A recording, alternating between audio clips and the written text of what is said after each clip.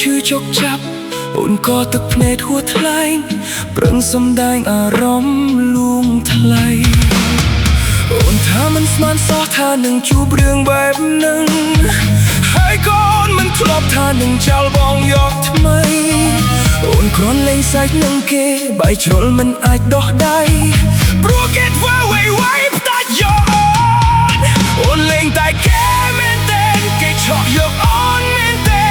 បងត្រូវអួលណែនបានត្រឹមតែស្ដាប់អូនប្រាប់ថាសុំទោសបើសិនបងលើកលែងតើគេអាចឲ្យអូនត្រឡប់មករស់ក្បែរបងដូចមុនទេអូនបំភ្លេចបងមែនទេអូនត្រូវថែគេមែនទេជីវិតបត់បែនពីពេលនេះទៅអូនត្រូវរួមរស់នឹងគេការឈឺចាប់បងអ្នកណាឃើញខ្លះពេលគ្មានអូននៅក្បែរឬមានតែបងម្នាក់ទេដឹងឈឺចាប់